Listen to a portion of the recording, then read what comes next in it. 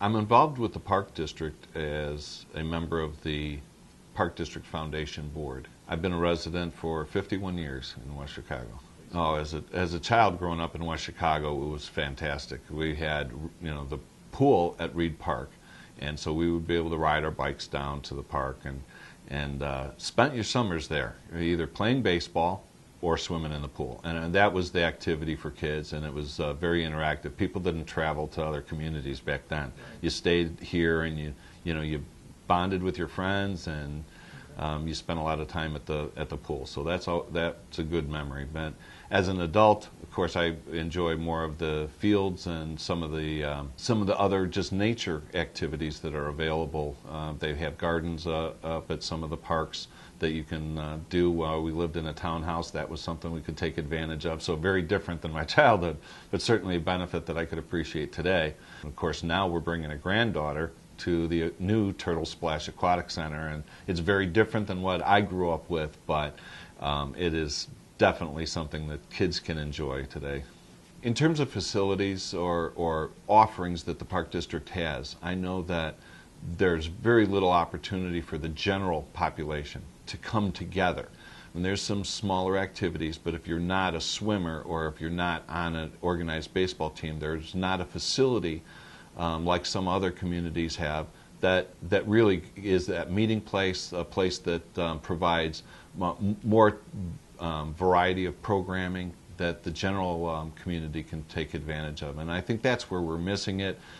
We had a step in the right direction when we had the fitness center open, and that's been very popular. So we've already had a taste of the community's response to that, and it's been really strong. And so I think building on that success makes a lot of sense, and we'll continue to grow programs and activities for the whole community. I think that's really what we're missing. And by and large, the things that we have available are available during the warm months. During the cold months, there's a lot fewer activities, and again, that central place for people to gather and be involved with each other is what we're missing here in West Chicago.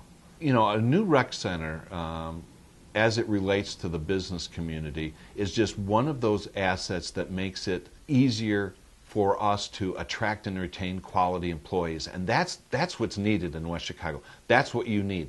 You can have great streets and sidewalks, but nobody's ever going to market that. Nobody's going to say, come to our town, we have really good streets. Now there's a certain expectation for good streets, but the truth is, it's those other kind of assets that make a community really strong and what drives them to them. And so that's a benefit. To have something like that we can tout as an asset of the community is going to make a big difference. But moreover, there's in the business community for every resident of the state, healthcare is a big issue, and employers have started to drive more towards wellness programs as opposed to simply healthcare. If we keep you healthier, you're going to have fewer time off. You're going to feel better about yourself. Your performance improves. All of those things are benefits of the business community, and the entire community benefits as a result. So you can attract and retain quality employees.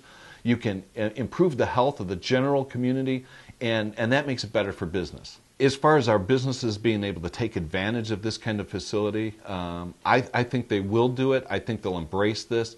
West Chicago has an interesting dynamic of businesses, and while we have the very large companies like a General Mills and GelCert and Graham Packaging who have hundreds of employees, that's not the typical. The typical is the 25 to 50, maybe 75 employees, and they don't have a facility that will accommodate their adjusting to an in-house wellness area where they can have equipment. And so I think our businesses will be taking advantage of this as they look for ways to improve the health of their employees because of those benefits of the fact that they have less time off, the fact that they feel better, their production is improved.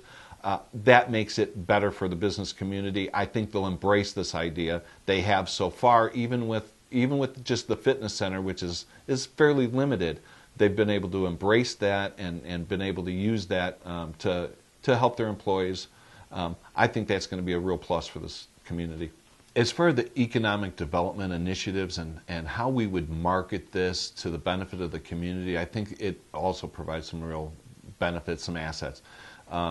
We would be able to put this in our marketing material and be able to say this is available. History with the Park District has shown that they will engage, be involved with our business community and try to provide programming that meets their needs as well as the residents. Those same relationships would be fostered and we'd help to do that. But when you talk about business, you talk about retaining and attracting quality employees. And quality employees are people that are health conscious, that are career conscious, that are family oriented. They want a full community. It's not enough to have a good job. I need it all. And that's what people are looking for. So I want to know that we have a safe community. We do. I want to know you have good schools. We do.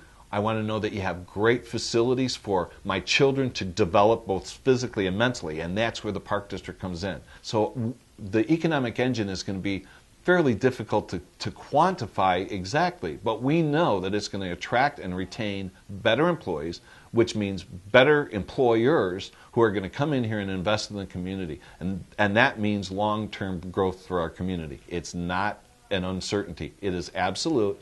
It will help promote our community. And let's face it, we have to compete with our surrounding communities. We have to do that. And this gives us an edge over some of these communities in the terms of the type of programming and the kind of relationships that we've already built and will continue to build with our employers. The property values in the downtown and in downtowns across the country have been slipping. Smaller businesses have a harder and harder time being able to remain in a downtown. And part of that is because they just don't get enough foot traffic. People are going to malls, they're going to other places, they're shopping online. This type of facility you can't do online. You're not going to travel a long distance to get to. This is going to draw our own community, their own neighbors and friends to the same facility, and you create a greater amount of foot traffic. And while you're there for that purpose, the convenience of having other stores available for shopping, for whether it's garments, whether it's a service for insurance, whether it's the dry cleaners, flowers, whatever those stores are all going to benefit from this economic engine, this foot traffic, these families and friends who are now making this a destination point for themselves on a regular basis. Means that you have regular customers, you have regular income, and it's going to be able to support those businesses in the downtown for convenience and for things that people need every day. With regard to this facility, I think people have to look at the big picture and look at the character of our community. Look at the character of any community, because that's what an employer is going to do. That's what a resident is going to do when they're considering a new location. And it's not about infrastructure. It's not about water. They want and expect good water. It's not about streets and sidewalks. They want and expect that, and they'll get that.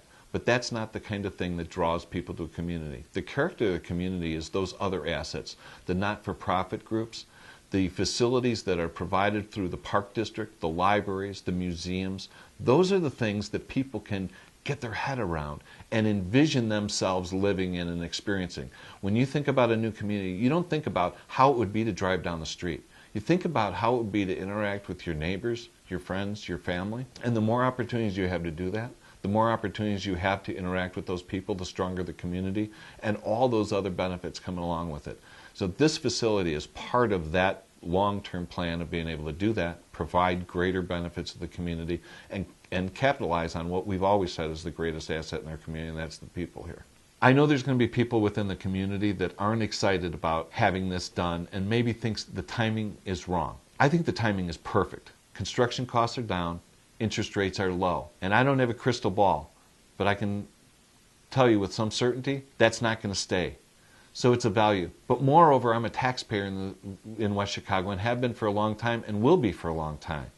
And every year I look at my tax bill and I look at many, many things that I don't really take a personal advantage of. Pay to the fire district. I hope I don't see the fire district at my house. I want them to be there and I don't mind paying it, but I don't want to take advantage of it. I pay to all the elementary school and the high schools and I don't take advantage of it.